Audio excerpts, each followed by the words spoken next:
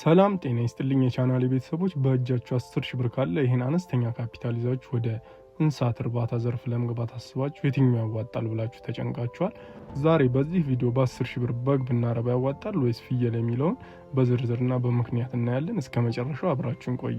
ወደ ዝርዝር መረጃው ከመሄዳችን በፊት እንዲህ ያሉ ጠቃሚ የግብርናና የቢዝነስ አማራጮች ሁልጊዜ እንዲደርሳችሁ ቻናሉን ሰብስክራይብ ካላደረጋችሁ አሁን በማድረግ የደወል ምልክቷን ተጫኑ።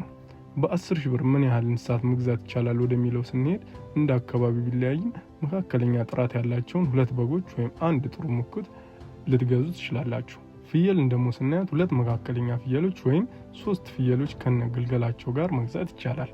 የትርፍ ስሌታችንን በምናይበት ወቅት በግ ማደለብ የሚፈጀው ጊዜ ከ3 እስከ 6 ወር ሲሆን 2 በጎችን በ10,000 ብር ገዝታችሁ ለበዓል ገበያ በሚገባ አደልቦ በመሸጥ አንድን በግ አደልቦ ከ15,000 እስከ 20,000 ብር እንደ በዓሉ መሸጥ ቢቻል በ6 ወር ውስጥ ካፒታላችሁ 40 እና 30,000 ሊሆን ይችላል።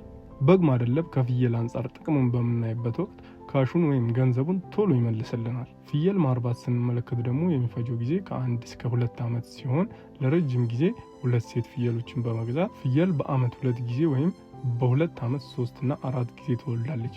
መንታ የመውለድ እድላቸው ደግሞ ከ65% በላይ አካባቢ ሲሆን ከ2 ዓመት በኋላ ሁለቱ ፍየሎች ብቻ ወደ 15 ወይም 18 ሊያድጉ ይችላሉ።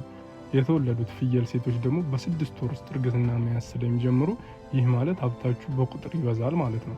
ጥቅሙን በምናይበት ወቅት ደግሞ ለረጅም ጊዜ አስተማማኝ ሀብትን እንዲኖር ይፈጥራል። ወጪና እንክብካቤን ስንመለከት በግ ሳርና የተዘጋጀ መኖ ፋጉሎ ይፈልጋሉ። ፍየል ግን ቅጠላቅጠል ስለምትበላ የመኖ ወጪዋ አነስተኛ ነው። ፍየሎች መውጣትና መዝለል ስለሚወዱ በአጥራችሁ ላይ ጥንቃቄ ይፈልጋል። ነገር ግን በትንሽ ቦታ ላይ ብዙ ቁጥር ያላቸው ፍየሎች ማቆየት ይቻላል፣ በተለይ በዘመናዊ የቤት ውስጥ እርባታ። በጎች መንጋ መሆን ይወዳሉ፣ ስለዚህ በቀላሉ ለመጠበቅና በአንድ ላይ ለማሰማራት ይመቻል። ነገር ግን ለበሽታ እንዳይጋለጡ ንጹህ አየርና ሰፊ ሜዳ ይፈልጋሉ። ገንዘቤ ቶሎ ተሽከርክሮ ትርፍ እንዲያመጣልኝ ይፈልጋለሁ ካላችሁ በግ ማደለብ አሪፍ አማራጭ ነው። በትንሽ ብር ተነስቼ ቁጥራቸውን አብዝቼ ትልቅ እርባታ መመስረት ፈልጋለሁ ካላችሁ ደግሞ የፍየል እርባታ ጥሩ ምርጫ ነው። ስለዚህ እናንተ የትኛውን ትመርጣላችሁ? በግ ወይስ ፍየል? ሀሳባችሁን ኮሜንት ላይ አጋሩኝ። እስካሁን ያየነው መረጃ ጠቃሚ ሆኖ ካገኛችሁት ለወደፊት ደግሞ የፍየል መጠለያ አሰራርና የመኖ ዝግጅት ላይ የምንሰራቸው ቪዲዮ እንዳያመልጣችሁ ሰብስክራይብ በማድረግ የቤተሰባችን አባል ይሁኑ።